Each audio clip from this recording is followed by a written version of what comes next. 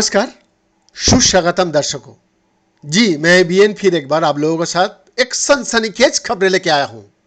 जी हाँ, सोने का एक सनसनीखेज लूट और उसके बाद हुई गिरफ्तारी से अमेरिका और कनाडा का सीमा पर होने वाली बंदूकों का अवैध कारोबार चर्चा में आ गया है।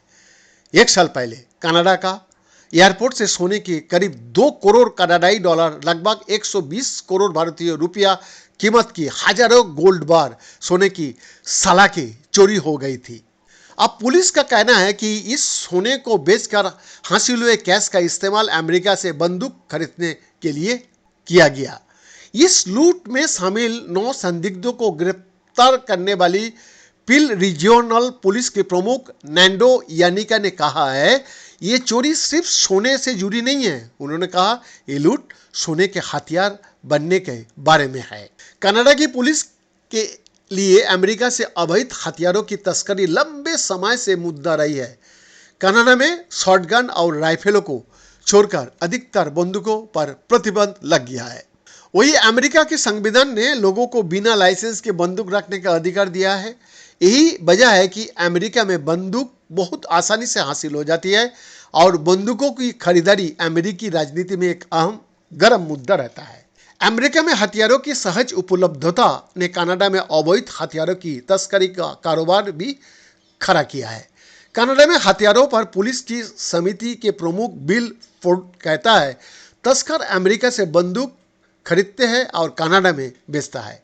पिछले साल एक प्रेस वार्ता में टोरंटो के एक पुलिस अधिकारी नॉर्मन प्रोक्टर ने कहा था, अमेरिका में करीब $500 में खरीदी गई बंदूक को कनाडा में आसानी से $5000 में बेचा जा सकता है। साल 2020 में कनाडा की नोवा स्कॉटिया में हुई एक गोलीबारी की घटना में 22 लोग का मृत्यु हो गया था।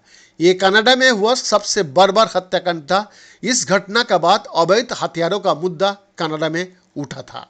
इस घटना के बाद कई लोगों ने बंदूकों पर प्रतिबंध के प्रभावी होने पर सवाल भी उठाए थे। इस घटना में शामिल बंदूकों को भी अवैध तरीका से अमेरिका से कनाडा लाई गई थी। पुलिस के मुताबिक अमेरिका से कनाडा पहुंचने के बाद इन अवैध हथियारों को देश की अलग अलग हिस्सों में पहुंचा दिया जाता है और इनका इस्तेमाल लूट के अलावा हिंसक घटनाओं में भी होता है।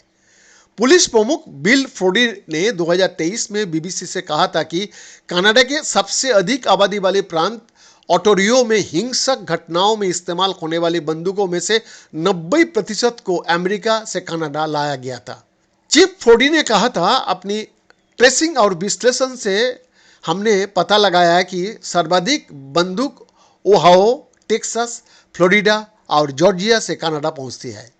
फोर्डी के मुताबिक कई बार इन बंदूकों को थोक में खरीदा जाता है और कनाडा का बाजार में भारी फायदे के साथ बेच दिया जाता है। बीएन का एक्सक्लूसिव रिपोर्ट।